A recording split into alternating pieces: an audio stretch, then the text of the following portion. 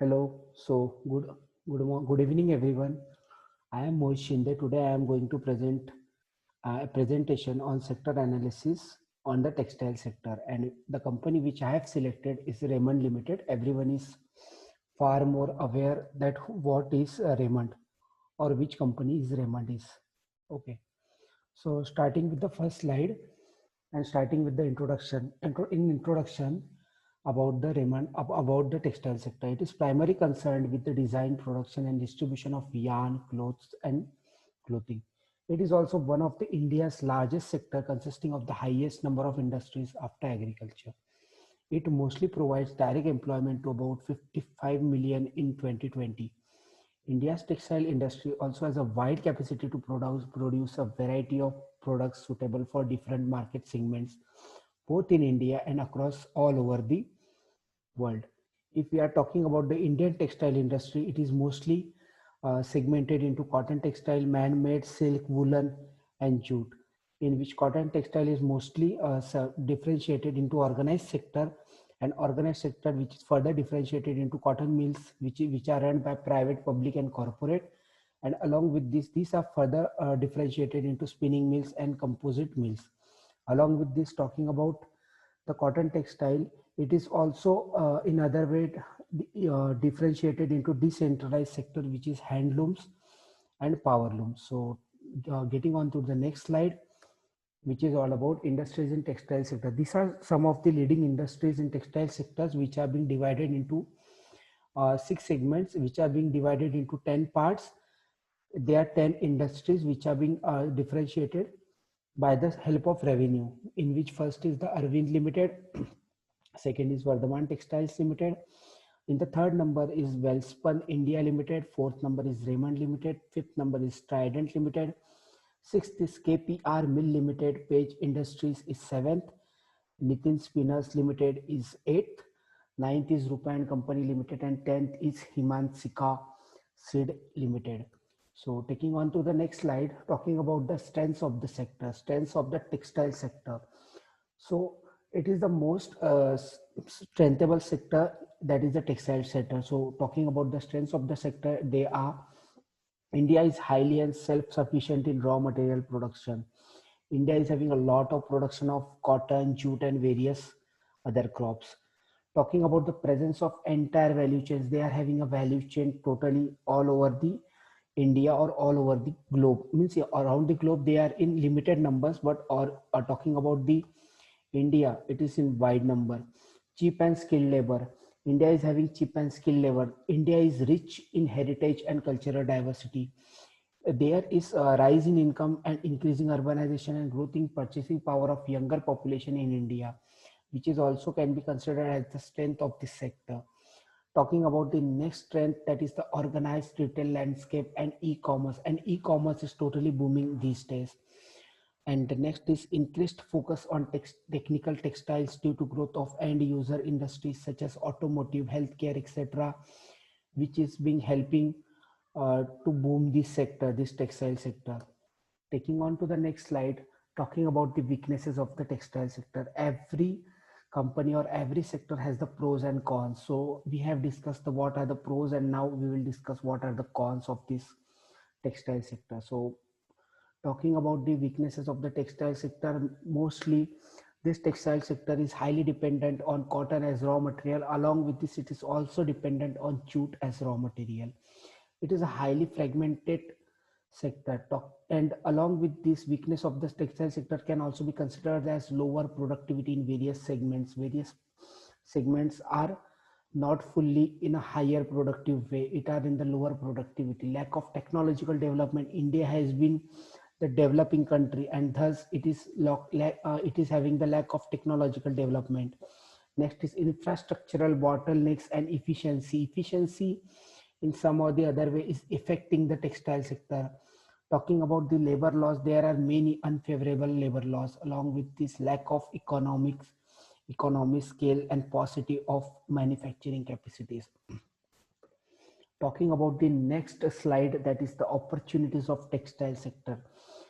The opportunities with the textile sector is having, it is expected to attract investment of about $120 billion by 2024 to 25, and about a billion additional jobs. So it would be an opportunity of the textile sector. Exports are expected to rise to $30 billion by 2024 to 25. It has been the greatest opportunity for the textile sector. Growth rate of textile industry across India from fiscal year 2015 to 20 is 8.7%, which is 1.7% greater when compared to fiscal year 2010 to 15. Greater investments and FDI opportunities are available at this point, which has been also been the biggest opportunity of the textile sector. Product development and diversification to cater global needs, along with the shifting of market towards branded and ready-made garments. Many of the people in India, many of the peoples are totally attracted toward the ready-made garments. So it has been the greatest opportunity of the textile sector. Malls and retail industry which are emerging provides wide opportunities, and thus these are the opportunities of the textile sector. Talking about the challenges of the textile sector, every company in some or the other way has the opportunities, along with this has also the challenges. These challenges, when the company are facing, then they are in the growth phase, then they are growing. So talking about the challenges for the sector, it is a highly fragmented market. Along with this has limitations due to outdated technology, and thus failed to meet sorry and thus fails to meet global standards, because the technology is outdated and we can't cater the global needs. The third point is labor laws and regulations are highly complex. They are totally unfavorable, and in some or the way they become the challenges for the textile sector. The tax structure, that is the GST, makes government very expensive. They are nearly 18%, and which thus makes it very expensive. And when the things are very expensive, people tend to not to buy that product. Talking about the fifth point, there the apparels units in India has 100 machines, which is less as compared to Bangladesh, which has average 500 machines per factory. Bangladesh is a small country, but it is having 500 machines per factory, and we are having only 100 machines, which is totally as compared to less as Bangladesh. Talking about the next slide, that is the sector's contribution to economy. This sector produces 30 to 35% of total industrial products. Means this textile sector is totally contributing to the economy. It contributed 7% to industry output and 2% to the GDP of India. Talking about the third point, textile sector contributed 15% to India's exports earning. India has become the second largest manufacturer of PPE, the that is the sanitary products, or we can say that is the corona prevention products. More than 600 companies are certified to produce PPEs today, whose global market worth is expected to be over $92.5 billion by 2025, up from $52.7 billion in 2019. So it is contributing a large amount to the textile sector, to the economy. Exports in textile and apparel industry are expected to reach $300 billion by 2024 to 25, resulting in a tripling of Indian market share from 5% to 15%. Taking the next slide and talking about the recent trends in sector. Every trend just booms the sector. So talking about the recent trends in sector, they are: polyester continues to drive global market, where its share grew from 1980 to 55% in 2018. Manufactured landscape is influenced by three C's. Industry 4.0 is achieved and has approved to be a key in achieving manufacturing and supply chain. Fashion consumption. Fashion consumption is continued to evolve, driven by technology and innovation. Sustainability has proven to be the main pillar of growth. Taking the next slide, that is the introduction to company, that is the Raymond company, which lies in the textile sector. There are many companies which lies in the sector. Means many companies when get into a proper into a shell, then they are called the sector. So it is the textile sector in which this Raymond companies, these various companies lie. So in talking about the introduction to company of the Raymond sector, Raymond is the largest and integrated manufacturer of fabric in the world based, which is being founded in Mumbai, Maharashtra. It was incorporated in 1925 and is led by Gautam Singhania this time. Raymond deals in garment, designers, wears, denim, cosmetics, and toiletries, engineering, files, and tools. Raymond has the wide business, and mostly whenever we go to someone's marriage, they are every time having the products of Raymond that is rich in look. Raymond is the world's largest producer of suiting fabrics, commanding over 60% market share in India. Raymond's plant are mostly located in at following location as Thane, Chhindwara, and Vapi, where Thane is located in Mumbai. So, taking the next slide of the strengths of the economy of the strengths of the company of the Raymond Company.